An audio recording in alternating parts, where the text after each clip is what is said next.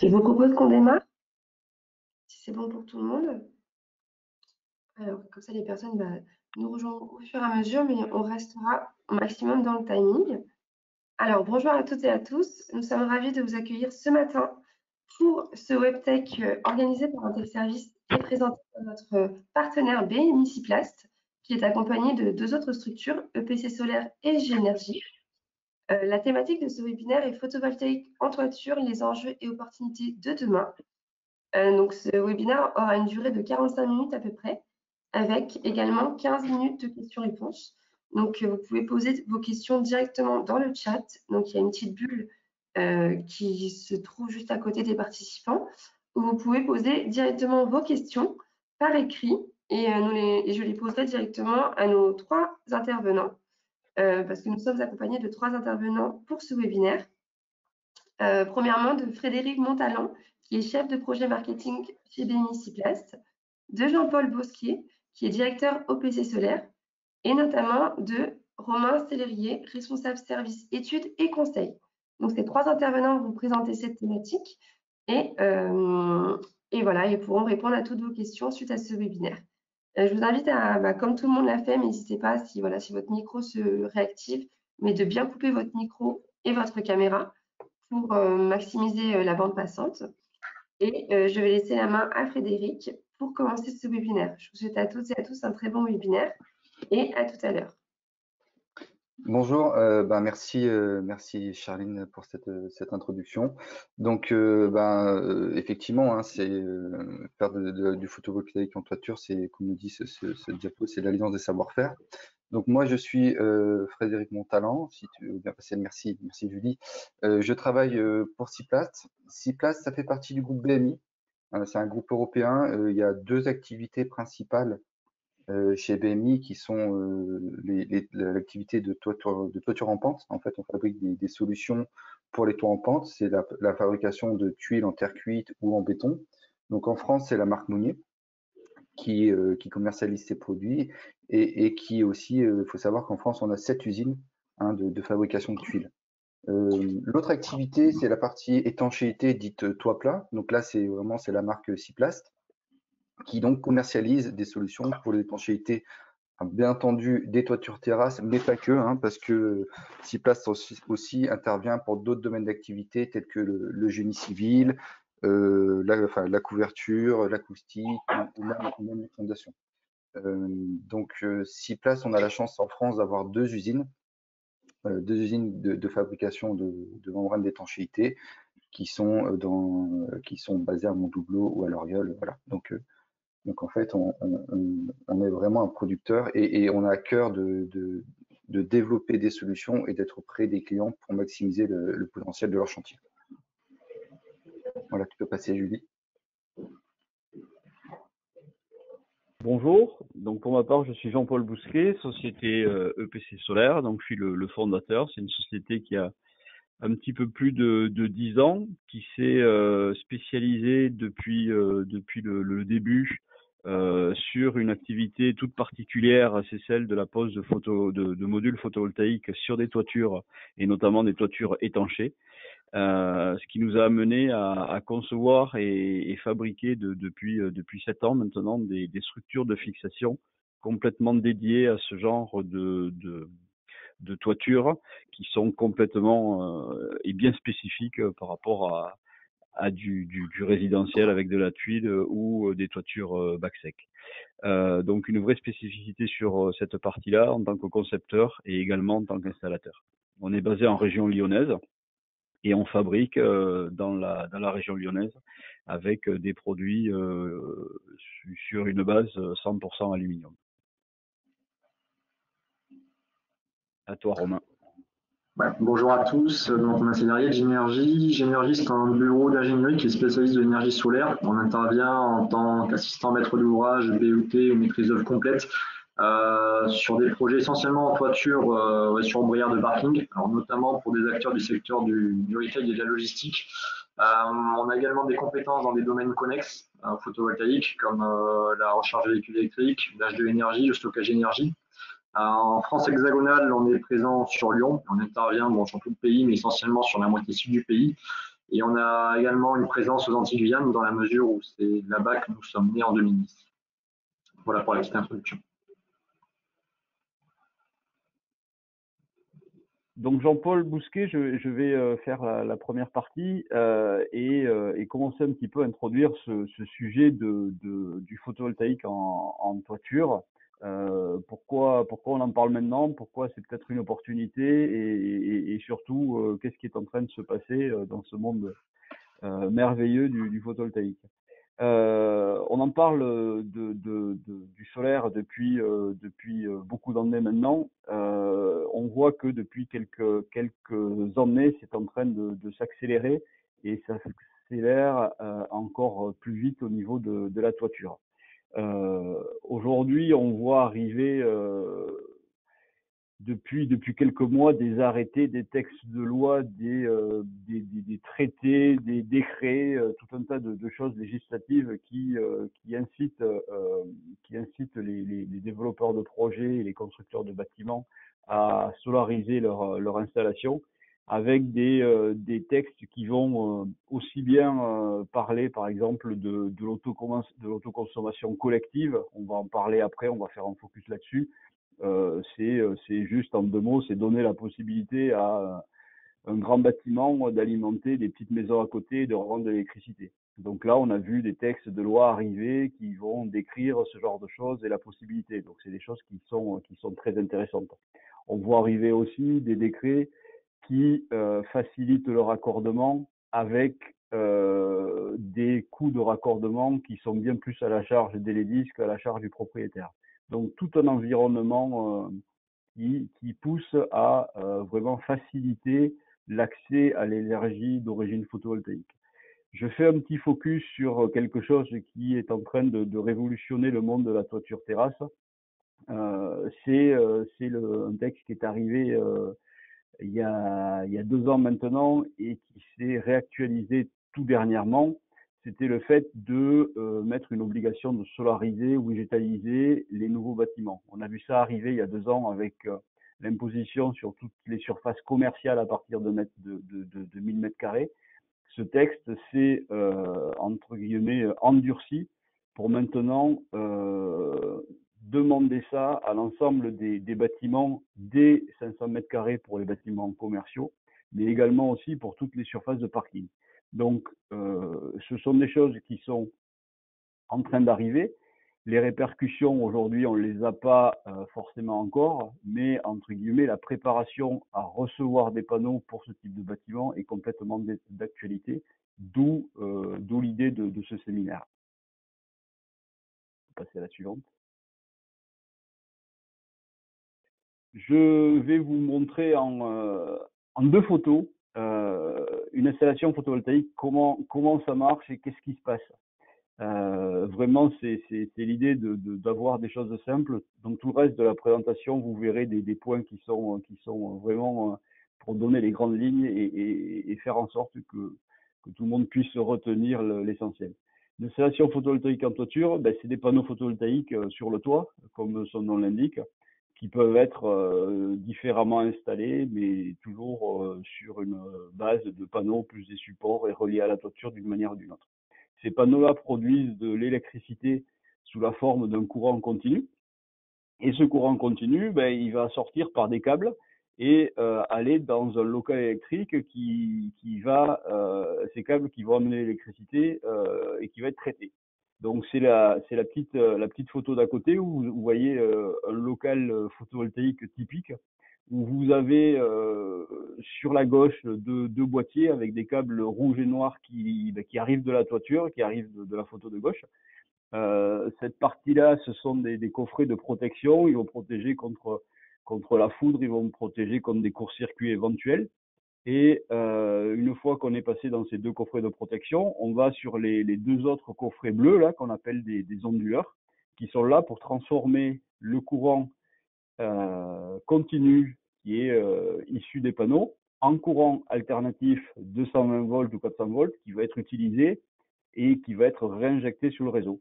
Et vous avez sur la droite un boîtier qui est en fait simplement un organe qui permet de protéger tout ce qu'on va mettre sur, qu'on va réinjecter sur le réseau ou utiliser dans le bâtiment, et qui permet de collecter l'énergie qui vient des 2 onduleurs qui sont juste avant. Donc le principe, vous l'avez là. À la sortie du coffret de protection alternatif, ben, le courant, il va sur le réseau, il va rejoindre ce petit copain. Donc après, c'est plus qu'une question de facturation, parce que l'électron, il fait ce qu'il veut, il va aussi bien faire de l'autoconsommation que de la revente. Tout ça, c'est qu'un problème de facturation et de comptage à la fin. Mais le principe électrique, il est là et il est vrai pour tous les bâtiments. Je ne parle pas de stockage, c'est pas l'objet de la présentation, et ça complique beaucoup les choses pour peu d'applications aujourd'hui en France.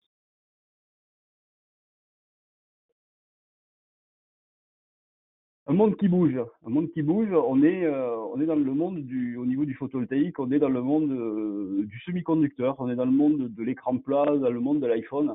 On n'est pas dans le monde de bâtiment, avec des choses qui bougent très très vite. J'ai vraiment grossi du trait deux chiffres, ce qui s'est passé entre 2010 et 2020 au niveau de la technologie des panneaux photovoltaïques.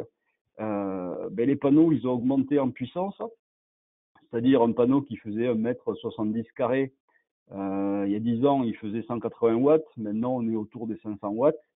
Et surtout, ces panneaux, ils continuent encore de progresser. On le lisait hier, il y a un gros salon qui est en cours en Allemagne. Et dans les allées, on voit plus des panneaux maintenant entre 600 et 700 watts que 500 watts. Donc, vous voyez, en 1 an et demi, ça a encore beaucoup progressé. Et ce qui est le plus flagrant dans le même temps, c'est la baisse des coûts du photovoltaïque, puisque le même watt, la même capacité de production d'un watt, est passé de 2,5 € par watt à 25 centimes. Bon, 25 centimes, c'était 2020. On est dans le monde actuel de hausse d'un petit peu tous les matériaux. On est plus aujourd'hui en 2021 autour de 30 centimes. C'est la première fois que ça remonte, mais c'est quelque chose à prendre en compte. Mais la tendance, elle est énormément à la baisse. C'est la suivante. Je vous donne là vraiment quelques chiffres qui sont clés et qui sont relativement grossiers mais justes, pour vous donner un petit peu les tendances et quelques idées de prix, pour voir de quoi on parle. 1000 mètres carrés de toiture, un bâtiment de 30 mètres par 35, voilà, une petite surface commerciale. Une fois qu'on a évité tous les bords de toiture, qu'on a fait des chemins d'accès, qu'on a évité les lanterneaux, ça va finir à peu près à 600 mètres carrés de panneaux. Sur cette surface, on va pouvoir mettre ce qu'on appelle une installation photovoltaïque de 100 000 watts crête ou 100 kW crête, comme on a l'habitude de parler. C'est quelque chose qui va coûter en gros 100 000 €. Ça peut coûter 80, ça peut coûter 110, suivant les personnes, suivant les toitures, suivant tout un tas de choses. Mais à 20% près, on est dans l'idée. Et ça va permettre, suivant le mode et suivant l'endroit où on est, bien évidemment, si on est à Toulon ou si on est à Lille, il y a quand même des différences. Ça va plus ou moins rapporter 10 000 €, soit en économie, soit en revente. Donc on est sur des retours et sur des retours d'investissement vous voyez, sur 10 ans. Ça va tomber à 7 si c'est favorable, ça va être un peu plus haut si c'est défavorable. Pour vous redonner une idée, on va rester juste une seconde sur ce slide, pour vous redonner une idée par rapport à ce qu'il y avait eu il y a 10 ans. On était à peu près sur les mêmes chiffres, sauf que on était sur les mêmes chiffres. On était sur les mêmes rentabilités de 10 ans, parce que c'était hyper subventionné et qu'une installation coûtait non pas 100 000 € mais 600 000, et les 10 000 €, ça rapportait 60 000. Donc un ratio identique en termes de retour sur investissement, mais par contre quelque chose qui était hyper subventionné par le gouvernement. Par l'État, par EDF, on appelle ça un petit peu comme on veut. Là, on est sur quelque chose qui est beaucoup plus sain, puisque quand on parle d'autoconsommation, on n'a aucune intervention, aucune subvention à demander à personne. on est complètement autonome dans le choix. Donc ça permet d'accélérer beaucoup les projets. Et c'est quelque chose qui vraiment booste le photovoltaïque, le fait d'être complètement autonome et de plus, entre guillemets, rien demander à personne en termes de subventions si vraiment on va faire un projet. Ça, c'est le point vraiment à retenir. Quand on dit, OK, est-ce que c'est rentable, est-ce que c'est pas rentable, ben, vous voyez, vous avez quelques chiffres là qui permettent de dire, OK, on est autonome, on sait où on va, et on est en autonomie en termes de finances sans subvention. Une fois qu'on a produit toute cette électricité, l'idée c'est quand même, et ça c'est notre rôle, c'est le rôle de Romain, c'est le rôle des gens qui peuvent vous accompagner au niveau électrique, c'est de se dire ok, qu'est-ce qu'on va faire de cette énergie? Il y a diverses options suivant la taille du bâtiment, suivant l'activité qu'il y a dessous, suivant le projet du maître d'ouvrage. J'ai fait un petit résumé et Romain détaillera tout à l'heure plus un sujet que l'autre. Mais en gros, quand vous êtes sur un centre commercial, pas très très grand, ben, tout ce qui va être sur le toit est super facilement autoconsommable pour alimenter les frigos, pour alimenter les banques froides, pour alimenter les clims. Donc des projets d'autoconsommation qui prennent le pas, puisqu'ils sont, comme je l'ai indiqué juste avant, qui sont beaucoup plus simples, mais la revente à EDF existe toujours. Et généralement, sur des projets comme ça, ben, c'est le maître d'ouvrage, le propriétaire du bâtiment qui investit sur sa toiture. Quand on est sur une école, un gymnase, ben là, on va essayer de privilégier la revente à EDF. Pourquoi? Ben parce que tout simplement, quand l'école ou le gymnase est fermé pendant les mois de juillet, août et début septembre, ben c'est quand même jeter beaucoup d'électrons dans la nature sans être rémunéré. Donc c'est quelque chose qu'il faut quand même essayer d'oublier pour ce genre de projet. Ensuite, il y a l'idée des très grands bâtiments. Donc les très grands bâtiments, quand vous avez une base logistique et que vous avez que des systèmes d'éclairage à LED très faible conso et des chariots élévateurs qui sont sur gaz, ben, il n'y a pas énormément de consommation dessous. Donc c'est plus l'idée d'aller revendre EDF via des appels d'offres de la Creux. Donc c'est des mécanismes un peu complexes mais qui sont maintenant bien rodés. Et ça se fait soit par le maître d'ouvrage en propre, soit plus généralement par des tiers investisseurs, parce qu'on est sur des montants qui sont assez importants. Et souvent, les maîtres d'ouvrage préfèrent garder leur potentiel d'investissement pour agrandir un bâtiment ou acheter des chariots que faire du photovoltaïque, qui n'est pas le cœur de leur activité. Donc maintenant, Romain va nous détailler la partie autoconsommation. Je lui laisse la main. Ouais, tout à fait. Merci Jean-Paul. Donc on va rentrer dans le sujet et faire un focus sur l'autoconsommation. Ce que je vous propose déjà, c'est déjà de bien comprendre ce qu'il y a derrière ce terme pour pouvoir mesurer les bénéfices. On va voir 2-3 exemples pratiques et après on verra également qu'il y a plusieurs manières d'envisager l'autoconsommation finalement. Alors déjà, si on regarde sur cette slide, il y a 2 définitions importantes qu'il faut connaître. L'autoconsommation et l'autoproduction. Ce n'est pas tout à fait la même chose. On parle beaucoup aujourd'hui d'autoconsommation, on va dire de manière abusive. Il y a 2 termes. L'autoconsommation, c'est finalement la part d'énergie solaire produite in situ qui est absorbée par le site. Donc, par exemple, si je vous dis que j'ai un taux d'autoconsommation de 80%, qu'est-ce que ça veut dire? Ça veut dire que 80% de l'énergie qui est produite par la toiture photovoltaïque sera absorbée par les consommations du site, avec 20% d'excédent. Lorsque je parle d'autoproduction, en gros, ça correspond à la part de soutirage au réseau qui est évitée pour le site. En gros, ce sont les économies sur la facture d'électricité. Si je vous dis qu'on a un taux d'autoproduction de 20%, ça veut dire qu'on a 20% d'énergie soutirée en moins par rapport à un cas classique où il n'y aurait pas de photovoltaïque. Donc attention après à ces 2 nuances-là qui sont totalement différentes. L'autoconsommation ou l'autoproduction, quels sont finalement les bénéfices qu'on peut retirer? Déjà, de manière assez immédiate, des économies sur la facture d'électricité. Aujourd'hui, lorsqu'on regarde un bâtiment typique, on va être sur une économie au niveau de la facture de l'ordre de 10% à jusqu'à 40% pour des cas qui sont hyper favorables. Et ce qu'il faut comprendre aussi, c'est que cette économie sur la facture d'électricité est permise notamment par le fait que les coûts du solaire, comme l'a expliqué Jean-Paul, sont en train de baisser, même si on va dire qu'il y a une petite réhausse là depuis quelques temps, mais on est sur une logique baissière depuis 10 ans. Et si vous regardez la petite illustration qu'il y a sur la gauche, on s'aperçoit de quoi? On s'aperçoit que le coût du solaire a baissé, le prix de l'électricité, on le voit encore aujourd'hui dans les débats qui alimentent l'actualité, continue de monter, et on se retrouve avec un coût moyen pondéré de l'énergie solaire qui est inférieur au prix d'achat d'électricité. C'est vraiment tout là l'intérêt de l'autoconsommation. Il y a des disparités régionales, mais quoi qu'il arrive aujourd'hui sur l'ensemble du territoire français, que ce soit à Toulon ou que ce soit à Lille, aujourd'hui l'autoconsommation est quelque chose qui a sa part de rentabilité, et ce sans subvention. Lorsque l'on a un excédent de surplus, on peut choisir de vendre ce surplus tout simplement, donc pour avoir un petit complément de rémunération. On peut également, dans certains mécanismes, notamment avec les appels d'offres de la CRE pour des grosses installations, bénéficier d'une prime de performance pendant 10 ans. Donc là, voilà, c'est des petites choses annexes qui peuvent venir en plus. L'objectif, il est également environnemental. Le but du jeu, c'est de réduire l'empreinte carbone du site. Lorsque l'on regarde aujourd'hui le contenu carbone du kilowattheure photovoltaïque, on est inférieur au contenu carbone du mix énergétique français.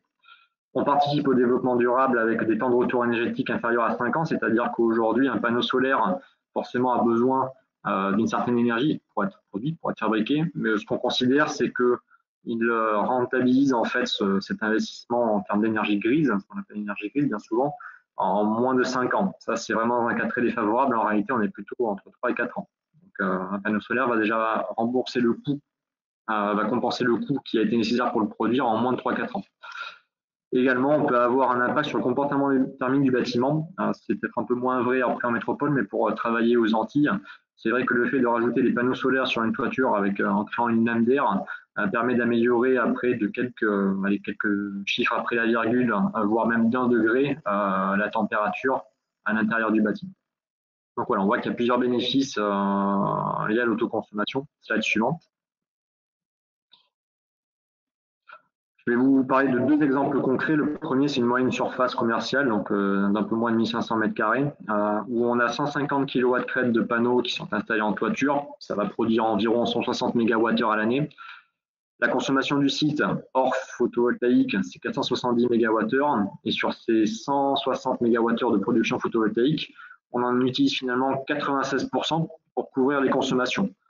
Donc là, c'est ce qu'on retrouve ici. Le taux d'autoconsommation est à 96%, et 96% de 160 MWh, c'est à peu près 153 MWh. Donc en termes de sous-tirage évité, on a 153 MWh évités grâce au photovoltaïque. Donc ça fait un taux d'autoproduction de 32%, et ça correspond peu ou prou à l'économie sur la facture d'électricité. On est sur un retour sur investissement aux alentours des 12 ans, sachant que c'est un retour sur investissement plus également, c'est CAPEX plus OPEX, parce que du coup, vous avez quand même des frais de maintenance, etc. Donc, on va dire que c'est quelque chose d'actualisé. Et si on regarde la courbe pour bien comprendre comment ça fonctionne, vous avez en bleu la courbe de consommation du site. Donc là, vous voyez que vous avez un profil qui est plutôt diurne avec un maximum de consommation en journée. C'est synchrone avec la production solaire, donc ça, effectivement, ce sont des profils qui sont très intéressants parce que ça s'accorde bien avec l'autoconsommation. Le soleil ne brille que le jour. En orange, vous avez la courbe de production ciel clair. Donc en gros, c'est finalement la gaussienne de production photovoltaïque dans le cas où on est sur un super temps ensoleillé sans nuage. Et en vert, vous avez la courbe de production réelle, celle qui est mesurée. On sait qu'on n'a pas toujours un ciel clair. Donc on voit qu'en milieu de semaine, ça s'est plutôt bien passé. Par contre, le dimanche, on a eu des intempéries, on a une production qui est moins. Et on voit bien, lorsqu'on regarde cette courbe-là, que la majorité de la production photovoltaïque réelle, elle est finalement absorbée par le site, elle est en dessous de la courbe bleue. Il y a quelques occurrences où on va légèrement dépasser cette courbe bleue. À ce moment-là, voilà, on a une petite part d'excédent que l'on peut soit injecter sur le réseau à titre gracieux, soit chercher à valoriser, ou on peut éventuellement chercher à brider les onduleurs. On va regarder ça sur la slide suivante. Donc là, on est sur un entrepôt logistique d'un peu plus de 50 000 m², donc on est déjà un peu plus costaud. On est sur une puissance photovoltaïque d'1,2 MW crête. On va produire un peu moins de 1350 MWh et on va éviter un peu moins de 1150 MWh à l'année de sous-tirage. Donc là, on est sur un taux d'autoconsommation de 84%, un taux d'autoproduction de 20% et un retour sur investissement de 11 ans. Là, ce que je voulais vous montrer sur cette courbe-là, c'est un exemple typique après de stratégie de zéro injection. Qu'est-ce que ça veut dire? On a vu qu'on avait la possibilité d'avoir l'excédent de surplus de manière assez ponctuelle. sur la précédente slide. Là, aujourd'hui, sur ce cas-là très précis, on applique une consigne, en fait, on pilote la sortie des onduleurs, on applique une consigne de telle manière à ce qu'il n'y ait aucun excédent de surplus vers le réseau. Donc, concrètement, ça se matérialise comment? Vous avez un compteur au niveau de votre TGBT qui va vérifier à chaque fois à l'interface entre votre transfo et votre distribution quels sont les échanges d'énergie. Et le jour où la production, enfin l'instant où la production excède la consommation, à ce moment-là, lui va le détecter. Il y a un petit automate qui est derrière qui va du coup dire aux onduleurs, bon, brûlez-vous les gars, parce que là, du coup, moi, je veux pas qu'il y ait d'injection de surplus vers le réseau. Alors, on pourrait se dire pourquoi on fait ça, parce que finalement, après, on pourra avoir du surplus qui part au réseau. On peut valoriser, dans certains cas, on peut aussi, pourquoi pas, se dire que ça permet de verdir le réseau. Mais il y a un intérêt quand même, dans la mesure où c'est pas tout à fait la même situation si on fait des zéro injection ou pas, notamment au niveau administratif, au niveau de la demande de raccordement, c'est pas tout à fait pareil. Au niveau des taxes également, si on fait du zéro injection, on n'a pas forcément les mêmes taxes que si on faisait une injection de surplus. Donc voilà, après c'est une histoire d'optimisation et d'équilibre économique qui est juge de paix dans ce cas-là. Slide suivante. Donc après, ce qu'il faut bien comprendre également, c'est qu'il y a plusieurs manières d'envisager l'autoconsommation. L'autoconsommation individuelle, c'est la plus naturelle, c'est-à-dire que l'on a un site, un bâtiment, avec des panneaux solaires qui sont sur la toiture ou qui sont sur l'ombrière, et on va injecter l'énergie produite au niveau du réseau de distribution interne du bâtiment. Par un principe physique, l'électron va se faire consommer au plus proche, donc finalement, c'est les charges du bâtiment qui vont absorber la consommation en priorité, et l'éventuel excédent, il est injecté vers le réseau. La nuit, il n'y a pas de photovoltaïque, donc continuez toujours à avoir une barre de soutirage électrique, mais ce qu'il faut bien comprendre, c'est que le photovoltaïque est prioritaire par rapport à la pointe du réseau. Slide suivante. Ensuite, c'est un concept qui est assez récent, c'est l'autoconsommation collective. Le fait de se dire que finalement, par exemple, si on est sur un centre commercial avec une galerie marchande, où il y a l'hypermarché qui a son point de soutirage, mais chaque boutique de la galerie marchande a son propre point de soutirage et du coup finalement son propre abonnement. C'est la même chose après lorsqu'on est en habitat collectif. On pourrait se dire pourquoi pas mutualiser une installation photovoltaïque pour tout le monde et du coup après dispatcher cette électricité-là chez les uns et chez les autres et en faire bénéficier finalement de l'opération d'autoconsommation à tout le monde. Donc ça, c'est effectivement plutôt pour le logement collectif, les galeries marchandes, voire les pépinières d'entreprise. Et on parle d'autoconsommation collective à l'échelle d'un bâtiment, à l'échelle d'un site. Donc il y a finalement une répartition des flux qui s'opère entre les différents consommateurs et une production photovoltaïque avec un générateur photovoltaïque unique. Slide suivante. Ensuite, on a l'autoconsommation collective étendue. Là, on n'est plus à l'échelle d'un site, mais on est plutôt à l'échelle d'une poche de réseau où en gros les opérations de consommation collective étendue vont concerner des participants qui sont groupés sur un périmètre d'environ de 2 km et la puissance cumulée des générateurs qui sont installés dans ce périmètre et qui bénéficient aux consommateurs doit être inférieure à 3 MW avec des dérogations possibles au cas par cas pour étendre ce périmètre d'autoconsommation collective étendue. Donc là, il faut se voir la chose comme un micro-réseau finalement. On est sur un micro-réseau dans le réseau électrique complet, où on va avoir des producteurs d'un côté, des consommateurs de l'autre, et on bénéficie en fait du foisonnement des consommateurs pour faire absorber la production photovoltaïque au niveau d'une poche réseau. Juste pour vous parler de ces histoires d'autoconsommation collective, on peut rester sur la slide suivante.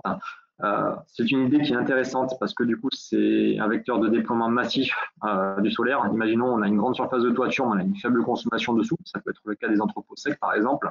On peut se dire pourquoi pas faire bénéficier de ce que je produis en toiture à d'autres. Donc voilà, ça permet de conforter le déploiement massif du solaire. On est sur une logique de cohésion territoriale évidente également et qui renforce la dimension de consommateur. Par contre, aujourd'hui, c'est un mode de fonctionnement qui est assez confidentiel encore. Ça fait maintenant 5 ans que le cadre de l'autoconsommation se met en place avec l'autoconsommation collective et collective étendue. On va dire que ça fait vraiment 2-3 ans que ça se lance. On reste sur un nombre d'opérations inférieur à 100 pour l'instant à l'échelle du territoire national. Donc, le problème, c'est qu'aujourd'hui, on a une fiscalité qui n'est pas forcément incitative de ce point de vue-là. Donc, on est sur une rentabilité qui est assez faible, plutôt pour des early adopteurs et des gens très convaincus. Et on a également une complexité de mise en œuvre administrative. C'est vrai que pourquoi faire simple quand on peut faire compliqué. Le législateur aujourd'hui nous oblige à regrouper le producteur et les consommateurs dans ce qu'on appelle une personne morale organisatrice, donc finalement une société qui regroupe tout le monde. Il y a des logiques de modalités de facturation également qui sont relativement complexes. Donc en tout cas, voilà, c'est assez spécifique, c'est assez chronophage et ça nécessite du coup voilà, beaucoup d'engagement et beaucoup d'énergie. Mais voilà, c'est quand même un schéma qui semble intéressant du point de vue intéressant et vertueux du point de vue énergétique et du point de vue territorial. Et après, je vais terminer pour évoquer le sujet du stockage. Jean-Paul l'avait relativement très vite abordé tout à l'heure. L'objectif du stockage d'énergie, c'est de se dire que l'on pourrait stocker le surplus d'énergie pour finalement l'utiliser lorsque le besoin s'en fait sentir. Donc là, on a quelques exemples où on a une courbe qui est très grosse, qui dépasse de très largement le talon de consommation. L'idée, c'est que ce surplus-là, on le stocke en journée pour le restituer après, soit à la pointe du soir, soit sinon après même carrément la nuit.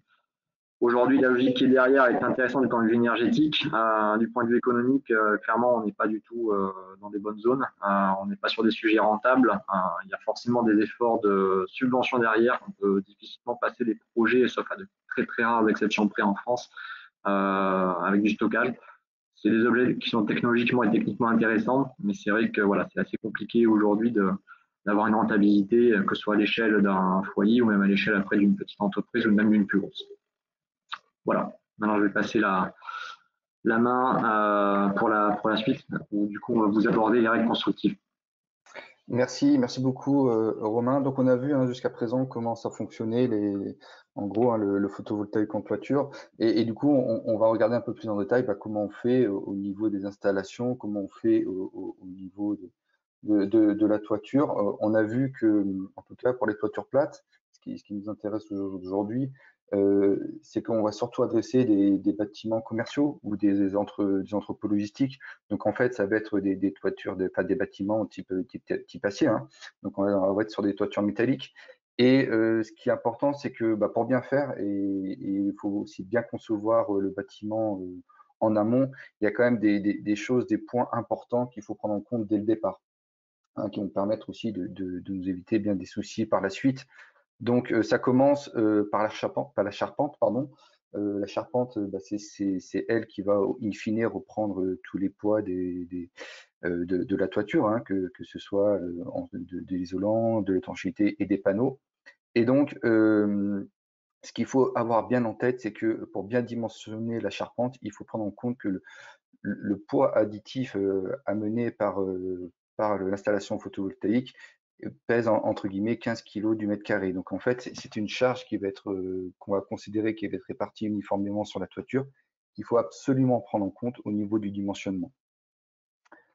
Alors sur la slide suivante, on va voir qu'il n'y a pas que la charpente qui est importante de bien dimensionner, mais il y a aussi, quand on va commencer à monter dans les différentes couches du complexe d'étanchéité, il va falloir aussi regarder donc l'élément porteur qui est ici les tôles d'acier nervuré. Donc le bac acier, lui, on va considérer qu'il va plutôt reprendre des charges de type ponctuel quand on va installer ensuite les panneaux photovoltaïques. Et donc, il faut qu'ils puissent supporter cette addition de charge. Et donc, la recommandation, c'est que il faut qu'il y ait une étude qui soit faite par un bureau d'études spécialisé externe pour vérifier que cette tôle d'acier nervuré puisse bien reprendre les charges. Il va en être de même en fait pour les isolants. Slide suivante. Donc là, les isolants aussi devront être en capacité donc de supporter les charges additionnelles de manière ponctuelle, et donc les isolants devront être de classe C pour bien supporter ces poids et être compatibles avec l'installation photovoltaïque. Et puis on passe au dernier étage de la fusée.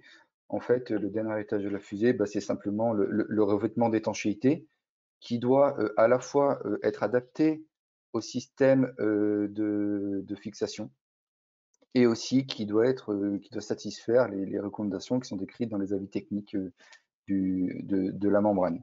Alors j'attire votre attention, il y a quand même des précautions à prendre quand on est dans des des installations classées pour la protection de l'environnement, hein, ce qu'on appelle ICPE, où il peut y avoir des dispositions particulières au feu à prendre en compte, notamment quand il y a des murs de feu. On le verra un petit peu plus tard. Mais voilà, j'attire votre attention parce que c'est aussi des choses qu'il faut prendre en compte dès la conception des bâtiments et dès la conception de la toiture photovoltaïque.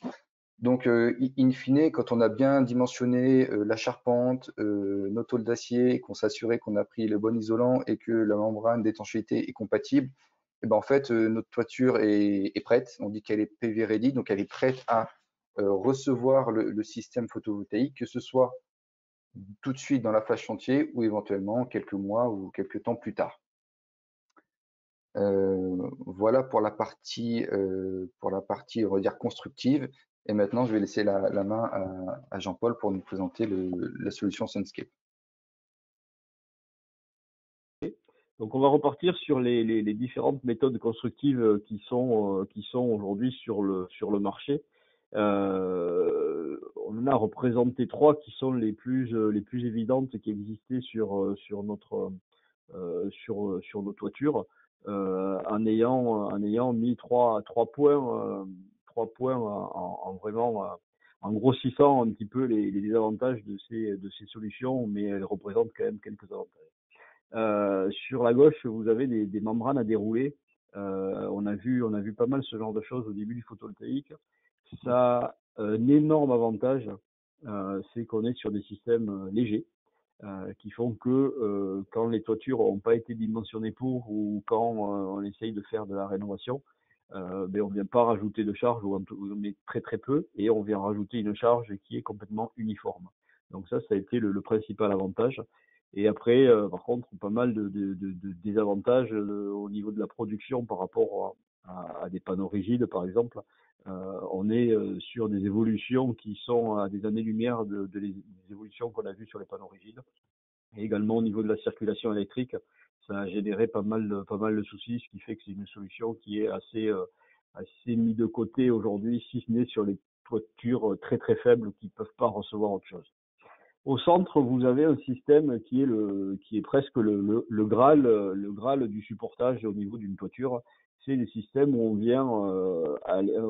revient reprendre les efforts dans la dalle béton, par exemple, avec des systèmes de potelets qui viennent se prendre directement sur le support, sur l'élément porteur, au travers des isolants. Donc ça, c'est la gros avantage que c'est sous DTU. Mais par contre, ça a beaucoup de désavantages, notamment au niveau du prix. Donc, ce sont des choses qu'on voit pas mal sur des systèmes de panneaux solaires thermiques, c'est-à-dire pour faire de l'eau chaude, sur des toitures où on va mettre que quelques panneaux sur une toiture. Les panneaux solaires thermiques, on voit, ça va aller de 2 à 10, 20, 30 panneaux, grand maximum. Donc, ça représente pas énormément de plomb. Quand on est sur des installations photovoltaïques où il va y avoir 100, 200, 1000, 10 000 panneaux, ben, c'est quelque chose qui est plus concevable parce qu'à chaque fois, il faut percer, il faut faire l'étanchéité autour, et voilà, donc c'est des choses qu'on voit pas. La troisième photo sur la droite, ce sont des systèmes lestés. Par exemple, là où on a un exemple d'une console où on va remettre du gravier à l'intérieur. Donc ça c'est bien, c'est facile à installer. L'électricien va souvent se débrouiller tout seul sans faire appel à un étancheur. Par contre, c'est des choses qui sont impensables sur des toitures avec des supports type tôle d'acier nervuré, c'est-à-dire des supports légers, et qui ne sont concevables que quand on est sur des supports type béton, qui vont pouvoir reprendre beaucoup de charge. Donc la solution Sunscape, ce que l'on propose, c'est une solution qui est thermosoudée, c'est-à-dire c'est un assemblage de rails aluminium qui sont livrés prêts à poser, prêts à souder sur la toiture, et qui viennent en fait se souder sur la membrane d'étanchéité existante,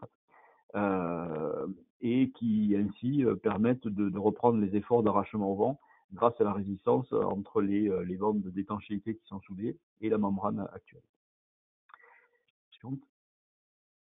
Donc le principe de montage, on vient ce qu'on appelle délarder à l'endroit du soudage, puis on vient souder les bandes, et ensuite monter avec divers accessoires les panneaux photovoltaïques pour ensuite pouvoir faire un câblage très simple, comme j'ai montré sur les premières slides, vers le local onduleur.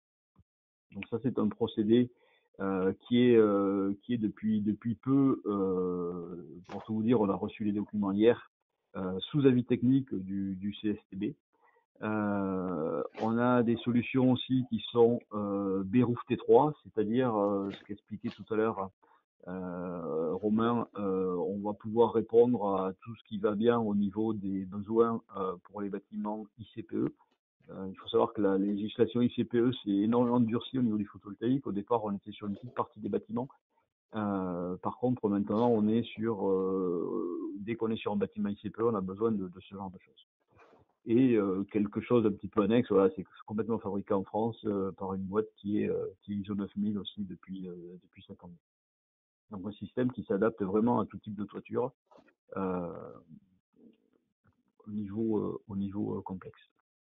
On va avoir un petit retour sur la partie étanchéité bitume. Il faut savoir qu'aujourd'hui le bitume représente un peu plus de 70% des étanchéités qui sont posées en France, avec la particularité d'avoir quelque chose qui est très facile à poser et très résistant. On est sur ce qu'on appelle des bicouches bitume, c'est-à-dire une première couche de 2,5 mm et une autre couche par-dessus croisée, qui fait que en termes de garantie d'étanchéité, on est vraiment tranquille. On n'est pas sur des concepts monocouches. Donc, dans les notions de PV Ready, on va bien sûr avoir des étanchéités entre guillemets particulières qui sont un petit peu plus résistantes, notamment en termes de classement FIT, c'est-à-dire les classements au poinçonnement. On va avoir aussi des trames qui sont un peu plus résistantes, puisqu'on vient thermosouder dessus. La résistance se fait via le passage entre les bandes de raccordement et l'étanchéité, donc on tire un petit peu plus dessus. Donc voilà, ce sont des produits qui sont un petit peu plus qualiteux que ce qui se pose jusqu'à présent sur ce type de bâtiment.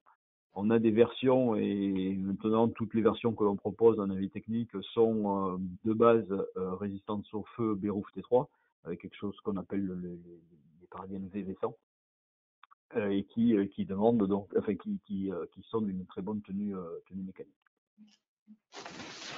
Donc,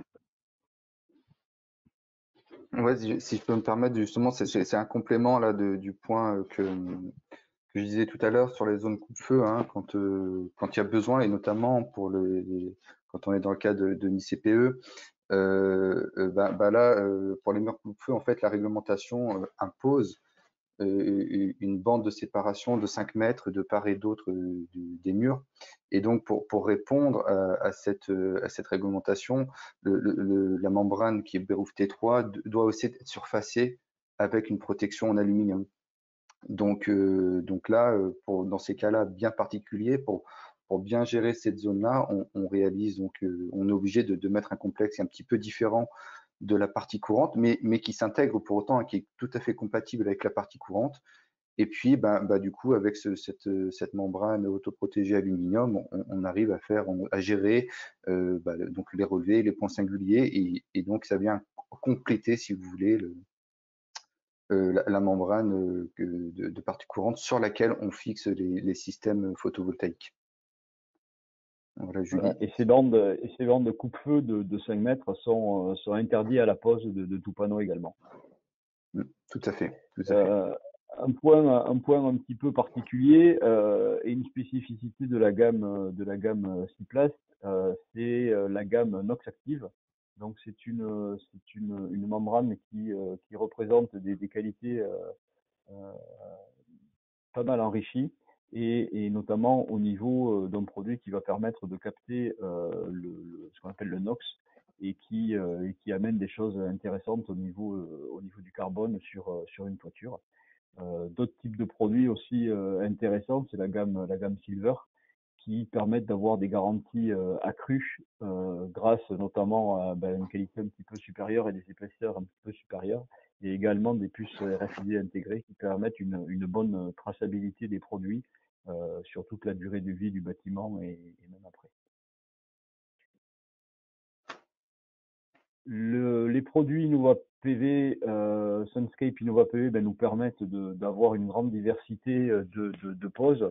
Une fois comme on a vu au départ, les supports en H aluminium ont été posés, mais on peut choisir suivant les besoins du maître d'ouvrage et quelque part ce qu'il envisage comme business plan, d'avoir une pose à plat des panneaux. Ça a des avantages, ça a des inconvénients.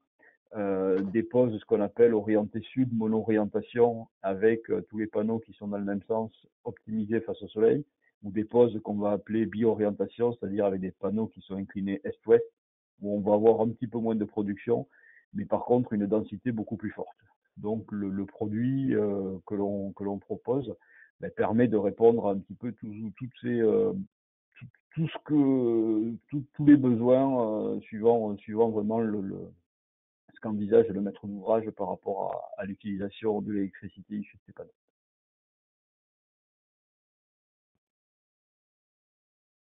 Donc au niveau de BMI Ciplast et EPC solaire, on est là pour vous accompagner et accompagner nos clients sur l'ensemble de l'activité, qui va aussi bien dans la démarche et dans les conseils au niveau du PV Ready. Par exemple, au niveau de nos documents, on a mis une introduction comment faire un bâtiment PV Ready sur la partie tôle d'acier nervuré, isolant, étanchéité. Et ça, c'est dans notre domaine de compétences, d'accompagner nos clients pour les aider à mettre les bons produits et pas avoir de surprise à la fin. On va pouvoir également accompagner nos clients sur toute la partie électrique et dans le choix de se dire, OK, qu'est-ce qu'on va faire de l'électricité, de l'autoconso ou de ce genre de choses, soit en le faisant nous-mêmes, soit en mettant en relation avec d'autres partenaires. On peut aider nos clients aussi à trouver des investisseurs s'il y a un besoin de revente, par exemple pour des grands bâtiments logistiques. Mais certains de nos clients sont friands de pouvoir faire du développement de projets sur ce genre de choses et les exploiter pour eux et investir pour eux. Donc c'est toute la partie financement qui fait partie du projet global, notamment quand on parle de très gros projets.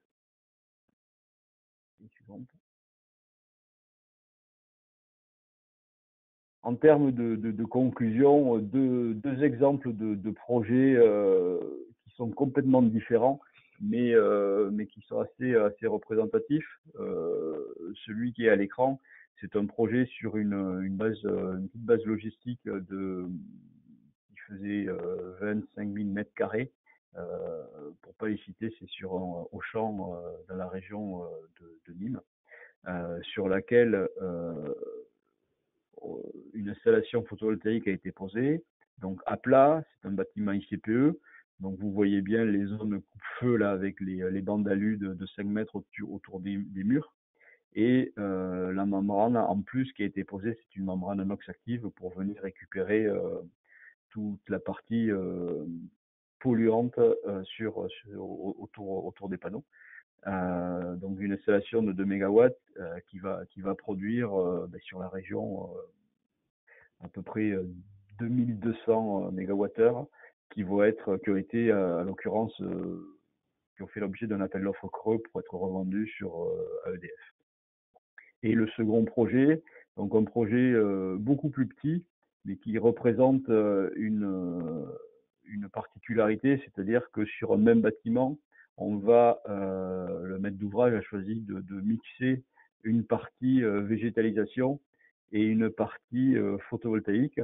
Et il a mixé ça d'une façon, je dirais, très intelligente, c'est-à-dire qu'il n'a pas trop essayé à mettre les panneaux dans la végétalisation, mais plutôt faire des toitures où, entre guillemets, on a les deux séparés, mais qui, d'un point de vue visuel à la fin, fait un mix qui est intéressant.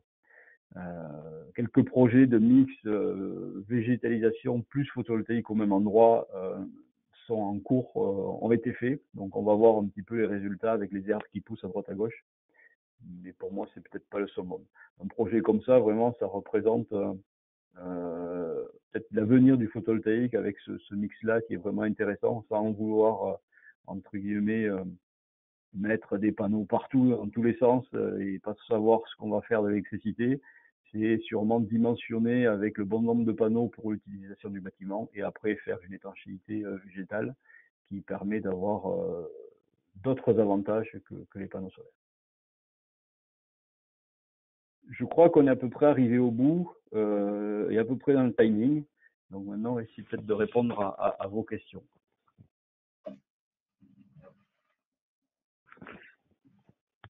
Merci beaucoup à tous les trois pour cette présentation. Je vais reprendre les questions depuis le début. Alors, il y avait une première question de Monsieur Lalou. C'était quand Jean-Paul, c'était pendant l'intervention de Jean-Paul, donc la question est changement onduleur à partir de combien d'années? Alors les onduleurs, c'est souvent le point faible d'une installation, c'est toujours ce qui a été dit. Généralement, dans les plans d'investissement, on prévoit un changement au bout de 10 ans. Romain, toi qui as l'habitude de faire des plans d'investissement, peut-être tu peux prendre la main là-dessus. Oui, tout à fait. Donc, en gros, ce qu'il faut bien comprendre, c'est qu'on exploite un générateur photovoltaïque sur une période entre 20 et 30 ans. On considère forcément un remplacement à une exploitation, ça c'est clair. Aujourd'hui, effectivement, 10 ans, c'est l'ordre de grandeur qu'on retient, même si aujourd'hui, on est capable après d'avoir des onduleurs qui vont tenir entre 10 ans et 15 ans. On a parfois des micro-onduleurs même qui sont encore un autre objet technologique qui, eux, sont garantis par exemple jusqu'à 20 ans. Donc, voilà. Mais aujourd'hui, l'ordre de grandeur, c'est 10-12 ans pour la durée de vie d'un onduleur. Merci beaucoup. Il y avait une autre question toujours de Monsieur Lalou. Comment gérer l'excédent? Ouais, et puis du coup, je vais le couper avec la question qui suivait. Du coup, quel est l'intérêt de limiter l'excédent de surplus? Alors en fait, bon, effectivement, lorsque on a la courbe de production qui dépasse la courbe de consommation, on va avoir quelques électrons qui vont partir quelque part et aussi qui vont forcément partir dans le réseau. Pourquoi on cherche parfois à limiter l'excédent? Alors tout simplement, déjà pour s'affranchir de complexité administrative. Aujourd'hui, lorsque vous faites une demande de raccordement d'une autoconsommation dite totale, c'est-à-dire que vous n'avez aucun excédent qui part vers le surplus, vers le réseau, pardon, la procédure est beaucoup plus simple que si vous cochez la case autoconsommation avec l'excédent rejeté vers le réseau. Donc là, c'est un premier point.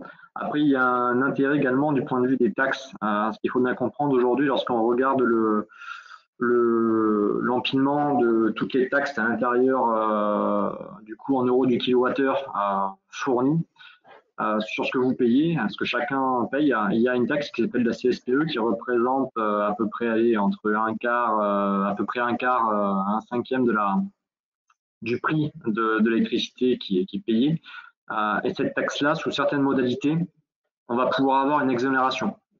Et ces modalités, c'est quoi? C'est que soit on est sur une puissance qui est inférieure à 1 mégawatt, ou alors si on est au-dessus, il faut qu'on soit autoconsommateur total. Le fait de se brider à la sortie des onduleurs et d'éviter l'excédent de surplus, se ramener à un cas d'autoconsommation totale permet du coup de s'affranchir de cette taxe-là. Si on injectait l'excédent, du coup on devrait s'en acquitter et là effectivement ça modifie l'équilibre économique. Généralement, ce qu'on dit, c'est que lorsque l'on est avec un taux d'autoconsommation de l'ordre de 95-90% sur une installation, voilà, une petite moyenne installation, l'intérêt de chercher à valoriser l'excédent et de le réinjecter est assez minime parce que du coup, il y a plus de temps à passer sur l'administratif. Il y a une complexité également de gestion lorsqu'il s'agit après de facturer l'éventuel surplus, etc. Les gens ne vont pas forcément la chandelle. Ça va vraiment être lorsqu'on va sur des taux d'autoconsommation si faibles, avec là une large part d'énergie qui est excédentaire, qui va être intéressant de creuser ce sujet-là. Voilà. Merci beaucoup, Romain. Il y avait une autre question, toujours de Monsieur Lalou. Y a-t-il une protection spécifique à prévoir sur le bac acier avant l'isolant? À ma connaissance, il n'y a pas de. Non, ce qu'il faut prévoir sur le bac acier, c'est simplement s'assurer que mécaniquement, il est en mesure de reprendre les charges. Voilà, les charges apportées sur la toiture, donc bien évidemment l'isolant et la membrane d'étanchéité, mais aussi du coup les charges ponctuelles apportées par le système photovoltaïque. En ce qui concerne le traitement de surface, il n'y a pas de choses spécifiques à prévoir. Merci beaucoup. Il y avait une autre question de Monsieur Desmonnets. C'était pendant l'intervention de Jean-Paul. Quelles sont les normes et calculs pris en compte dans la note de calcul spécifique aux charges dites ponctuelles reprises sur les bacs aciers? Et il complète sa question. Est-ce que vous souhaitez que je finisse ou vous répondez déjà à cette question-là? Parce qu'en Non, fait, allez-y, Philippe, jusqu'au bout. Hein. Jusqu'au bout. Et ensuite, quelle est la désignation de cette étude et les éléments à fournir au BE spécialisé constructeur? Le respect des tableaux de portée et des charges maximales surfaciques n'est-il pas suffisant? Alors, surtout pas. Juste, je réponds sur le dernier mot. Le respect des charges surfaciques qui sont indiquées par les fiches techniques des fabricants en charge uniforme, c'est-à-dire sans panneaux photovoltaïques, sont surtout pas utilisées dans le cadre d'utilisation des panneaux photovoltaïques.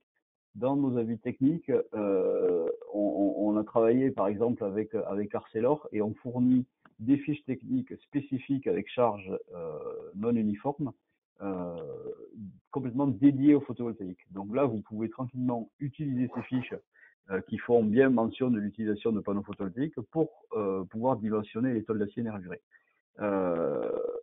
Malheureusement, aujourd'hui, il n'existe pas de méthode de dimensionnement des bacs qui permet de partir d'un bac standard et de prévoir son utilisation avec du photovoltaïque. C'est pour ça qu'il faut privilégier des gens qui ont passé des avis techniques avec photovoltaïque au niveau des fabricants de tôles d'acier. Donc nous, notamment, c'est Arcelor, qui ont, entre guillemets, fait valider par le CSTB une méthode de calcul et de dimensionnement EDC pour avoir la bonne utilisation de ces tôles d'acier nervuré. C'est un sujet qui est extrêmement complexe en ce moment. Beaucoup de monde travaille sur le sujet et il n'y a pas trop d'uniformisation. C'est pour ça que vraiment faire confiance et systématiquement demander la fiche technique et la validation du fournisseur de la tôle d'acier au moment où vous choisissez votre tôle d'acier en indiquant bien qu'il va y avoir des panneaux photovoltaïques et indiquer bien le système également.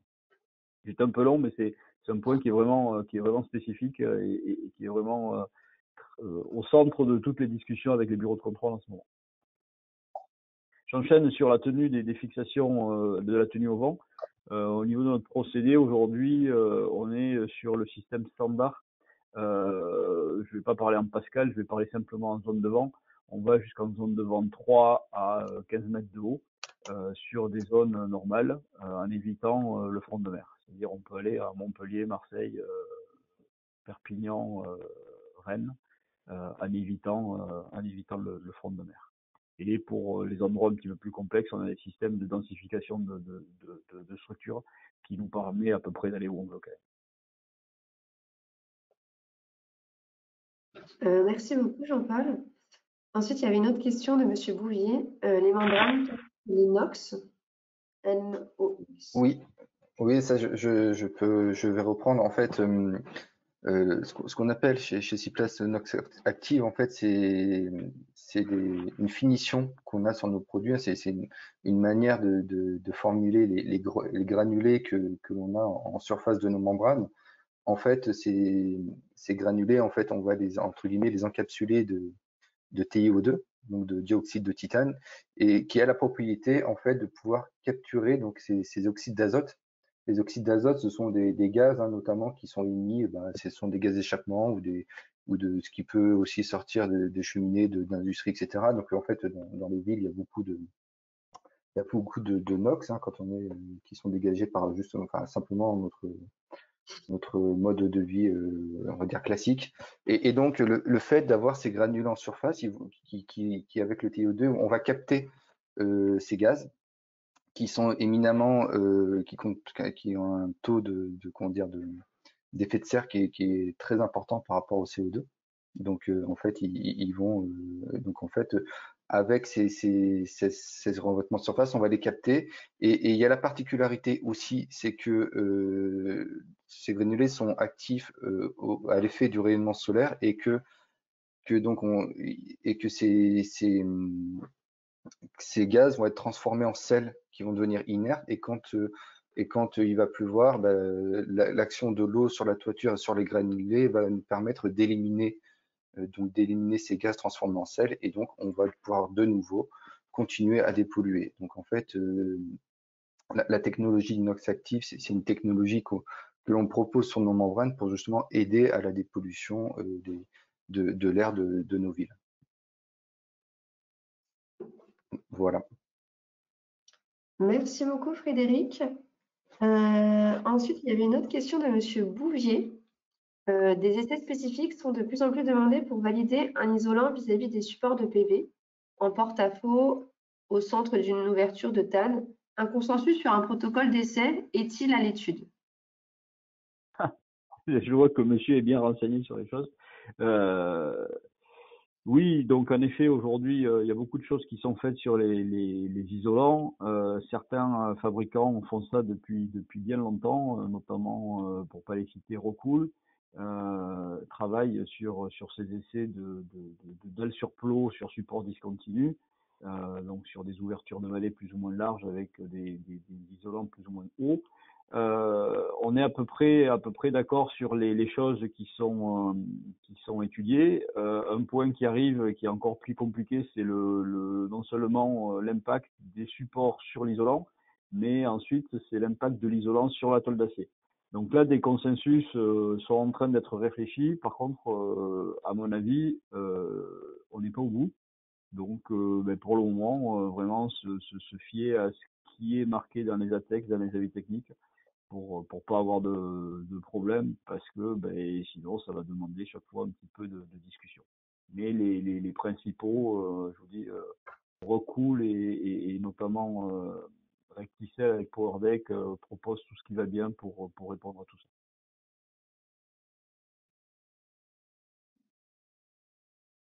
Voilà pour moi. Merci beaucoup, Jean-Paul. Jonathan vous dit merci également. Est-ce qu'il y a d'autres questions avant qu'on puisse clôturer ce webinaire? Encore quelques minutes pour rester au maximum dans le timing. Mais en tout cas, tous les éléments vous seront envoyés. Vous allez avoir la présentation en PowerPoint, pardon, en PDF. Et on mettra en place aussi le lien replay. Donc, si vous souhaitez revisionner ou partager ce webinaire à un de vos collaborateurs ou un de vos confrères, vous pourrez très bien aussi l'utiliser. Alors, une question de Sandra. Où peut-on avoir l'avis technique? Il va être publié, nous on l'a reçu hier et il devait être publié début de semaine. Donc voilà, c'est une question de jour. Vous donnez notre adresse email, on vous le donnera et ça sera publié sur le site du CSTB en tapant BMI ou EPC solaire, vous devrez tomber dessus début de semaine. Le site c'est évaluation.cstb.fr et voilà, si vous tapez BMI ou EPC solaire, vous le trouverez quand il sera publié. Voilà, il ne doit pas y être aujourd'hui, mais voilà, il arrive. Super. Y a-t-il une dernière question? J'attends encore quelques secondes. Donc Sandra vous dit merci. Voilà, je pense qu'on va pouvoir clôturer ce webinaire. Merci à toutes et à tous d'avoir participé ce matin au webinaire avec BMI Cyplast et ses partenaires. On vous souhaite une très bonne journée. Donc tous les éléments vous seront envoyés par mail et également le lien replay si vous souhaitez le revoir. Donc je vous souhaite à toutes et à tous une très bonne journée et merci à tout le monde, Romain, Frédéric et Jean-Paul, pour cette présentation.